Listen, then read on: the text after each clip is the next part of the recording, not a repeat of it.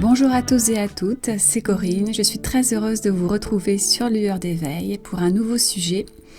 Et aujourd'hui, je partirai d'une phrase que j'entends beaucoup. C'est la suivante. J'ai déjà tout fait, tout lu, tout écouté et pourtant je souffre toujours. Alors cette phrase, je l'entends beaucoup dans les entretiens que je propose aux gens qui essaient de trouver une issue à leur souffrance. Je propose toujours un premier entretien gratuit afin de mieux comprendre leur situation et savoir si je peux réellement les aider. Au début de l'entretien, je pose des questions pour en savoir un peu plus sur leur situation. Et en général, les personnes parlent beaucoup. Elles ont besoin d'extérioriser et la plupart du temps, il y a beaucoup de souffrances exprimées. À la fin de l'entretien, quand je leur présente mon accompagnement, une grande partie de ces personnes me disent que le contenu leur parle beaucoup et que tout ça a du sens, mais qu'elles connaissent déjà tout cela. Ces personnes me disent « ça fait des mois que j'écoute des vidéos, que je lis des livres, que je consulte des articles, que j'en parle avec des amis, donc cet accompagnement n'est pas nécessaire, qu'est-ce que cela va m'apporter de plus ?» Alors évidemment, avec bienveillance, je leur dis « mais êtes-vous sûr d'avoir déjà fait tout ce que je vous présente dans ce programme ?» Et la réponse est « oui ». Quasiment tout. Et donc je poursuis en leur demandant « mais pourquoi venez-vous vers moi alors ?» Et là, à nouveau, ces personnes reviennent dans le discours du début d'entretien et m'expliquent combien elles souffrent. Alors forcément, je leur dis qu'il y a une incohérence. Comment peut-on avoir fait ce chemin de guérison et toujours souffrir autant ? Et là, c'est souvent l'incompréhension. Et donc, je leur explique ce qui se passe effectivement. Et cela concerne énormément de monde actuellement. De nos jours, il existe beaucoup de ressources à notre disposition, ce qui est une très bonne chose, car nous avons une grande liberté pour cheminer et trouver notre voie. C'est d'ailleurs ce que je fais, moi, au travers de mes audios que je publie, ou dans les conseils que je peux distiller dans le groupe privé Facebook que j'ai créé. Mais dans la majorité des cas, à moins d'avoir déjà fait ce chemin d'éveil, toutes ces ressources ne seront comprises que de manière intellectuelle. Or, pour que la guérison s'opère réellement, il faut que cela s'intègre à l'intérieur de la personne, que cela imprègne toutes les cellules de son corps, qu'elle se lève le matin dans la conscience de ce chemin et qu'elle se couche le soir toujours dans cette même conscience. C'est un peu comme si vous étudiez le fait de faire du vélo au travers de livres, de vidéos, d'articles. Vous pourriez devenir vraiment incollable sur tout ce qui concerne le domaine du vélo. Son utilisation, la mécanique, les différentes techniques pour affronter de multiples terrains, les matériaux les plus adaptés, etc., etc. Bref, vous seriez un as de la connaissance du vélo, mais si vous n'êtes jamais monté sur un vélo, au premier essai, bien certainement que vous seriez incapable de l'utiliser.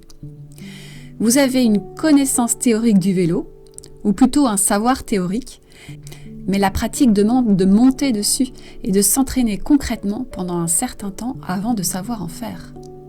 C'est exactement la même chose sur ce chemin d'éveil de soi et de guérison. Vous pouvez étudier pendant des jours et des jours si vous n'intégrez pas cela dans votre vie quotidienne, dans chaque geste, situation du quotidien, vous n'évoluerez pas et bien sûr, la souffrance persistera. La spiritualité n'est pas seulement une façon de penser ou un passe-temps, c'est une vraie philosophie de vie qui demande à être vécue de manière très concrète. Au départ, cela demande un peu d'effort, mais ensuite, cela devient naturel. Je vous donne un exemple tout bête. Sur ce chemin d'éveil, on apprend notamment à faire monter nos vibrations et aussi à les maintenir. Donc tout ce qui baisse nos vibrations doit être éradiqué, dans la mesure du possible. Il s'agit par exemple de toutes les sources extérieures de basse vibration, les actualités, les films dérangeants, les personnes toxiques pour nous, etc. Il s'agit également de toutes les basses vibrations qui émanent de nous. Les pensées négatives, les projections anxieuses, les discussions malsaines, les jugements envers les autres ou nous-mêmes. Bref, tout ce qui va nous impacter négativement doit être exclu de notre vie d'une manière ou d'une autre. Prenons l'exemple du jugement, qui est quelque chose de très difficile à éradiquer dans nos vies, car nous le pratiquons très fréquemment. Quand je vous en parle, vous comprenez intellectuellement que ce n'est pas idéal de juger qui que ce soit. Ça vous paraît sûrement logique, c'est politiquement correct. Mais l'intégrez-vous au quotidien dans votre vie ? Êtes-vous en conscience à chaque parole qui sort de votre bouche ? Nous sommes humains et donc imparfaits, Et même quand nous connaissons l'impact négatif du moindre jugement dans nos propres vies, il est très difficile de ne pas juger. Je suis la première à constater que cela demande un effort et surtout beaucoup de conscience. Mais entre le comprendre intellectuellement et ensuite l'appliquer réellement dans nos vies, il y a une très grande différence. Si je vous disais qu'à chaque jugement de vous-même ou d'une autre personne, vous émettez une énergie de basse vibration qui va générer dans votre vie une réalité négative.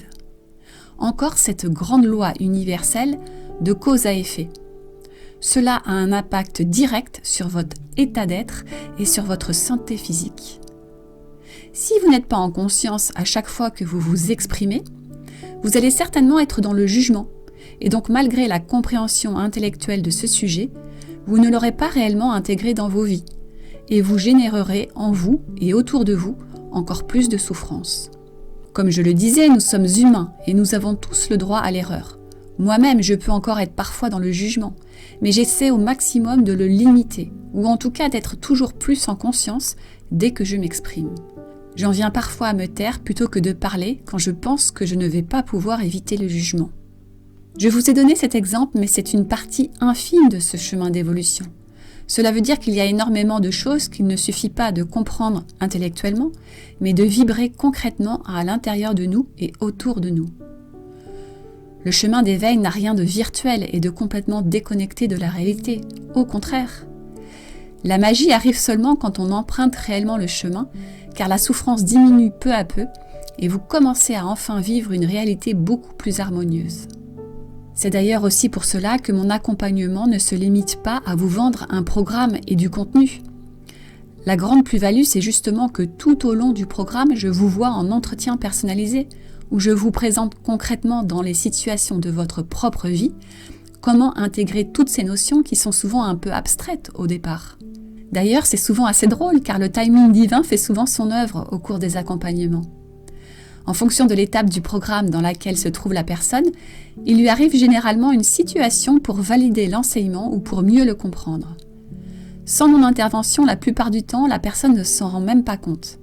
Ou en tout cas, elle ne fait pas le lien. Et quand moi je lui présente ce lien évident, tout s'éclaire. Cela devient très concret.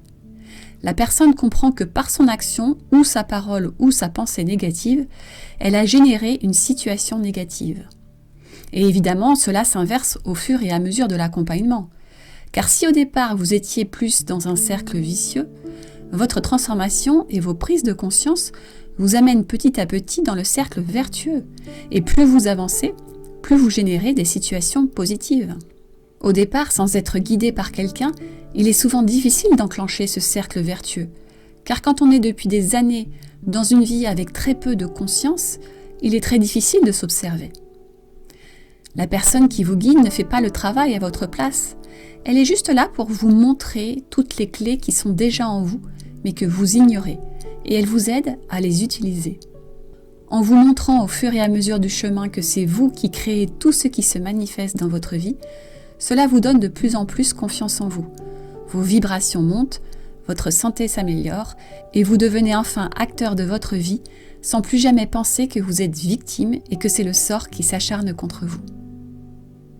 N'oubliez jamais que l'on récolte ce que l'on sème. Si vous semez des graines d'ortie, vous ne récolterez que des orties. Même si je n'ai rien contre les orties et que cette plante a sûrement des atouts. Mais si vous voulez récolter des roses, alors semez des graines de roses. C'est très important pour moi de vous expliquer cette grande différence. Il y a d'un côté la théorie, j'ai tout compris intellectuellement, qui est certes une première étape, mais qui n'est pas suffisante. Puis il y a la pratique, c'est-à-dire une spiritualité incarnée dans la matière, qui demande un état de conscience constant. La plupart des personnes qui me contactent, qui sont en grande souffrance et qui intellectuellement ont compris beaucoup de choses, ne vivent généralement pas en conscience. Elles sont comme déconnectées. Elles savent, mais elles ne connaissent pas. C'est cette distinction entre le savoir, qui est une somme d'informations accumulées et qui peut s'acquérir et se transmettre par un enseignement ou par des livres, et la connaissance qui est difficilement exprimable et qui est difficile à transmettre car elle a trait à la progression de chacun sur son propre chemin. La connaissance fait appel à l'intuition. Elle tente d'explorer de nouvelles voies au-delà des savoirs déjà acquis. En réalité, le chemin de la connaissance va vous demander parfois d'abandonner vos acquis et va vous amener à expérimenter réellement les choses dans la matière, et l'expérience sera différente d'une personne à l'autre. D'où cette idée que vous faites chacun votre propre chemin. Moi, je ne suis là que pour accompagner votre propre expérience, vous encourager, vous donner les bonnes pistes pour trouver votre propre voie intérieure.